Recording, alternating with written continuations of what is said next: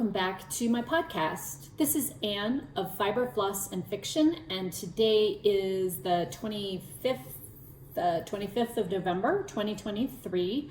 It is a Saturday, and we have had a wonderful snowy winter morning, and the clouds are just kind of breaking up now, so hopefully the light will be okay for this, and we will get caught up since it's been a while. November, end of October into November has been a challenging month for us here. My folks were here. They were here for kind of like a long weekend, like 5 days. And when they left, they let me know that the day that they left, that they had both tested positive for COVID. We did not get that batch, but my husband went out on business travel the same week, was gone for 10 days, came back with something like COVID, all the same symptoms, although he didn't test positive for it. Was okay for like a day, went into work, caught something else that turned into bacterial. So he's been fighting off pneumonia for the last couple of weeks, 10 days, I guess I would say. So it's just been a little bit crazy around here, just trying to find time to do other things other than worry about people's health. But today is the day I'm back. I'm going to try to get caught up, maybe not in super detail on everything, but just get caught up so we can start fresh with December. I will be filming a separate video that is book related, so look for that. But this video is going to talk about crafty things, what I did kind of the end of October into November, and then some plans coming up for December. So grab yourself a warm beverage or whatever sounds good at your end, and let's get started. Okay, so let's talk about cross stitch. I have not done very much in the last month. It's just not been easy to find the time to sit down to do this with other things that have been kind of on my crafting radar. But I have some progress on Winter's Encounter. Still working on this with a color completion, an eye towards color completion. And right now I'm working on, it's kind of one of these darker blues that you see kind of in the back of the leg here. And there's quite a few stitches of it. I think I have about 1,500 left to finish that color, but slowly filling in the bottom here, parts of the tail. And you can see, I do have, I think you can see these white stitches here. So most of the sky is done. There's obviously some things to fill in up here and here, but the white is taken care of there, and I've added in this little sort of hill. So yeah, chipping away at this. I am going to have this as a focus on a finish project for next year, 2024. I currently still have about 20,000 stitches to go into this to get it finished up, but I feel like I can do that and get that done. So this will be out again for some focus in December and then going forward into the next year. Right now, this is kind of what I'm focusing on for stitching. So when I have time to stitch, this is the piece that's going to get the time. And I really do want to get it finished for next year. I have a couple of small projects that I would like to attempt to get through next year, a couple of Mill Hill kits, a couple of smalls, but I think we'll save those ideas and we'll talk about those in a video I'd like to film in the next couple of weeks to talk about 2024 plans. So that does it for cross stitch. Not very exciting, I know, but at least got you caught up to date on that. If you've made it this far through the video, I hope that you've enjoyed hearing me chat about my crafts, and I will hope to see you again in December, which is coming up in like 5 days. I can't believe how fast this year has gone. Anyway, if you're here in the United States, I hope you had a good Thanksgiving, celebrated in whatever way was meaningful to you, and that you're looking forward to a happy holiday season wherever you are in the world. We'll talk to you guys soon. Bye. So the first finished object that I wanted to talk about is the very bright pink sweater that I had been working on for my mom, and I have finished that. This is knit in Knit Picks Comfy Sport. It's a little bit wrinkled because it's been sitting in a box. I want to get this shipped to her sooner rather than later.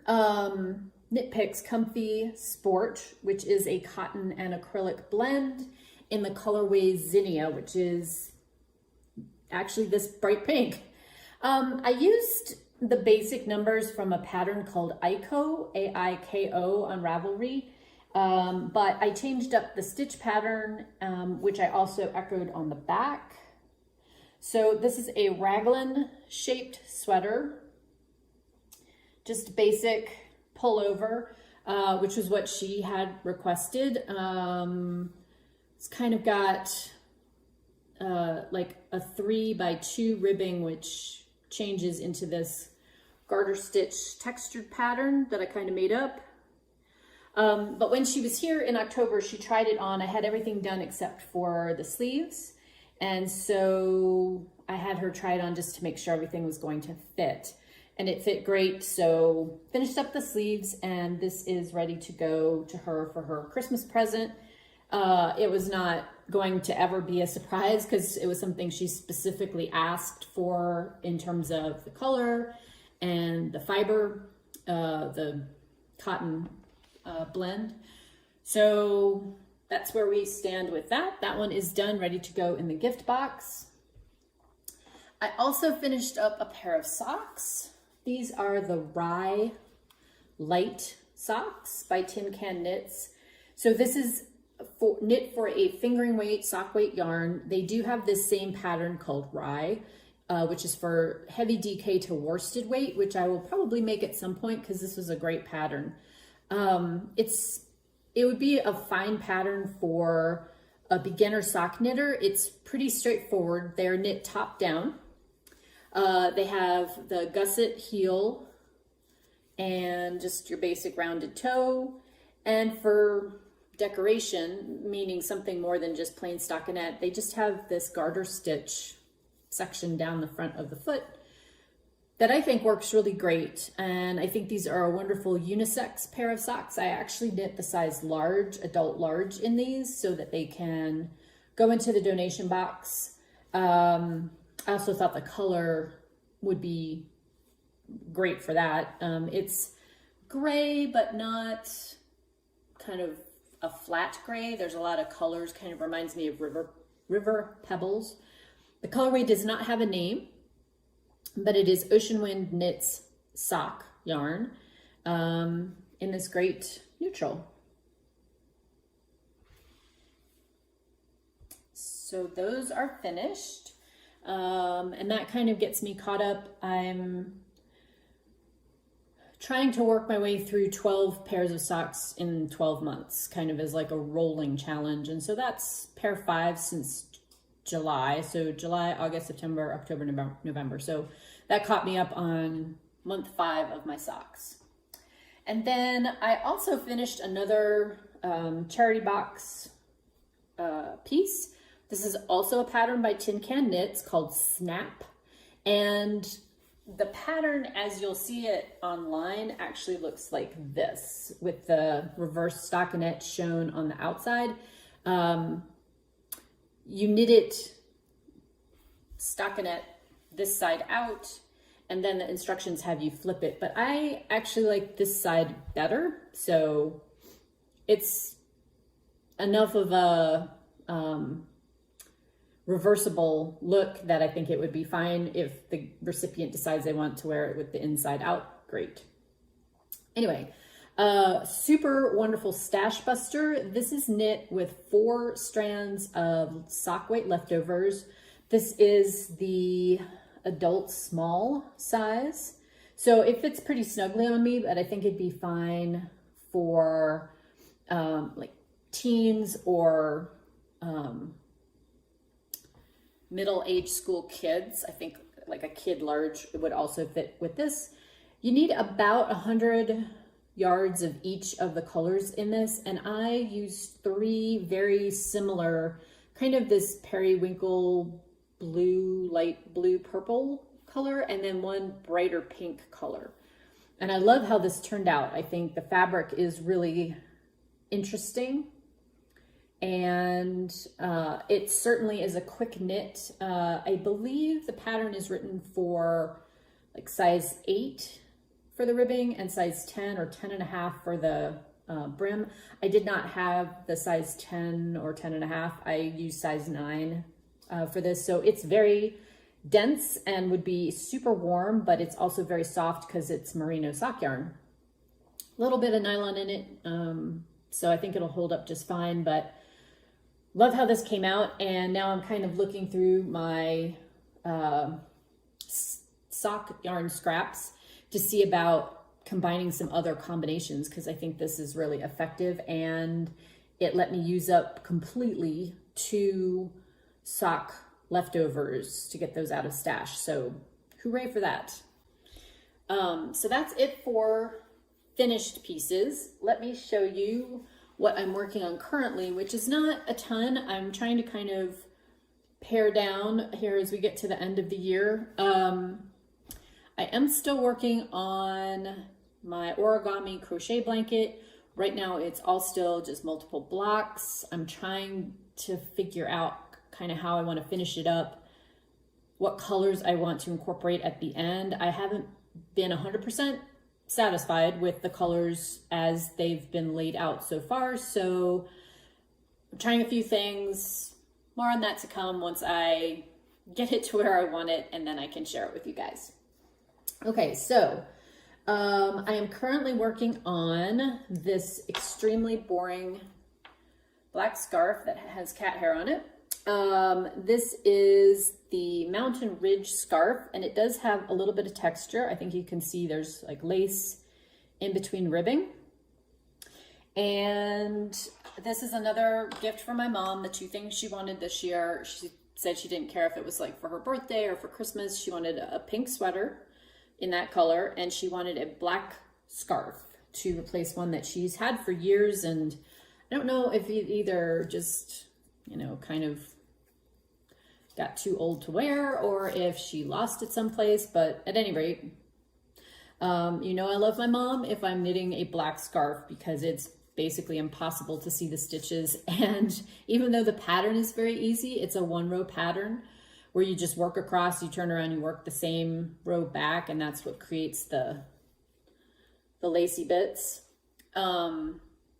It's still not fun to work on black yarn this time of year. Anyway, so I have 2 skeins that were left over in my stash from Shibui Knits, and they are called Mai, and that's the name of the yarn base, which has been discontinued.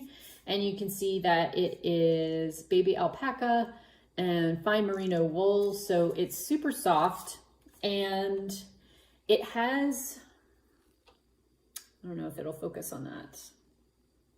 It has kind of a chain construction. You can see it's really stretchy.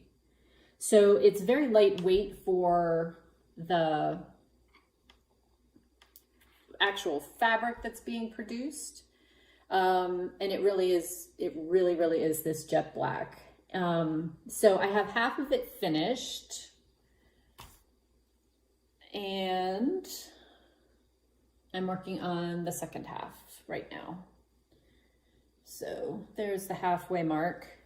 She didn't want it super long and she didn't want it super wide. So I think, you know, this is just about going to be just about perfect for length. So I'm working on that. That's like my TV project, because I've got it to the point now I really don't even have to look at it, which is good because I can't see it anyway. Silver lining on that. And I am currently working on a test knit for the designer who goes by Brianna Arlene Knits. And this is the Carmel sweater. So here is her wearing the prototype. Lots of interesting details on this, which is why I raised my hand for it. That, and also so her test started the beginning of November, and we have till the middle of January to finish it, which is great fingering weight sweater. It's got a fold over collar. It's got a Latvian braid detail in several places on it. Balloon sleeves, corrugated ribbing, and this really pretty yoke, colorwork yoke top. So I wanted to try to use up stash yarn if I could. And so the base color I had 5 skeins of Brooklyn Tweeds Loft in pumice. That's this light silver gray. I did a sample knit for them for Brooklyn Tweed about a year ago, and they give you really nice like store credit discount to buy yarn. So I had bought 5 skeins of this and a couple other more colorful skeins, and so I was able to use Blanket Fort, which I already had in stash, and then the other color is Soot, which is this really dark gray, and I needed one other skein of this to make it work, so I only had to buy 1 skein for this project, so that was super awesome. And I have gotten through the yoke itself, and I've gotten to where I've split the body for the sleeves. So you can see the braid detail is here. It's the gray and purple there, and then it's the dark gray and purple here. And then I've just started working on the plain light gray. So just gonna cruise on down the body of this. It's slightly cropped, not super cropped, but I hopefully should be able to cruise along through that because it's just plain stockinette now. Love the pattern on the yoke. I think that is just very subtle and pretty. And yeah, looking forward to having that to wear. So that's what I have on the go currently. I have a couple of things that I want to try to work on. Obviously, I'd like to get that sweater finished sometime in December and not carry it over to the new year, just have it done and then have it to wear. And then I have 2 blanket projects, both crochet blankets that I'm working on, and I'd like to try to get those in good shape. I'm not sure what else I have on the docket for December.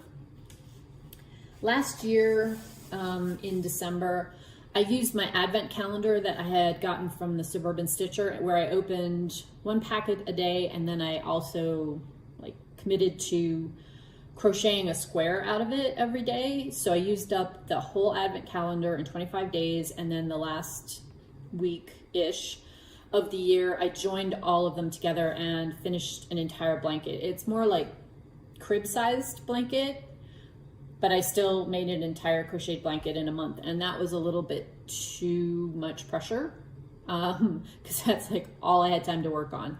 So I want to be a little bit more relaxed this winter and see what else I want to do in December. So other than finishing those 2 projects and then working on the blankets that are currently in progress, I don't have anything that I'm specifically saying I'm going to work on, but I'll talk about that more next time I'm here once I've decided what I'm going to work on.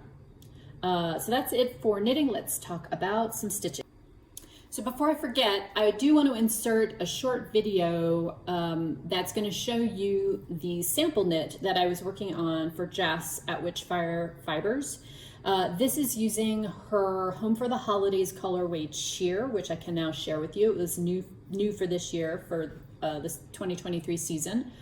And I knit Alicia Plummer's Bibliophile Sweater, and I think this is the original. I think she's got other ones that are maybe different weights or whatever. This one comes with a couple of different neckline styles, and I did the fold over turtleneck for Jess. I had some issues with the pattern. I thought that the neck was going to be massive based on the measurements that were given, so I actually took 4 inches out of the neck circumference, which is a lot, but it wound up fitting Jess perfectly. I also wound up having her measure a sweater that she liked, and I added stitches to the underarms of the sleeves because the sleeve circumferences are really snug, just to make it fit her better. It's something that she wanted to have for the shop to wear through the holiday season, and I wanted to make sure it was something that she was going to love since we were putting all that work into it. So without any further ado, let me turn you over to past me, who did a short recording, and we'll talk about the sweater and its construction. Hey everyone, here's a short video on the Bibliophile sweater that I just finished up. This is a top-down modified raglan pattern, and I'll kind of come in here so you can see what the shaping looks like here. The pattern is worked so that there is a slightly lower neckline in front. It has a couple of different neckline options. I obviously did the fold over turtleneck, but it has a crew neck and a mock turtleneck version. Once you've shaped the neck, everything gets joined in the round and you work it like a normal raglan construction. So you can see the raglan seam that goes there. And the pattern, as it was written, called for fairly narrow sleeves. So I made some adjustments to that so that the sleeves were a little bit wider circumference at the top. This is, I believe, size 5. It's the 52-inch circumference. Oh, there's Lizzie helping out. And I knit this as a sample for Witchfire Fibers. Jess wanted this to wear for herself, so that's why it's in her size. And this is on her Toil and Trouble fingering tweed, which obviously you can see there. And the color is for her Holiday 2023 collection. So really happy with this. Pretty quick knit. I did this with a lot of focus in 20 days, start to finish. So yeah, very pleased with how it came out.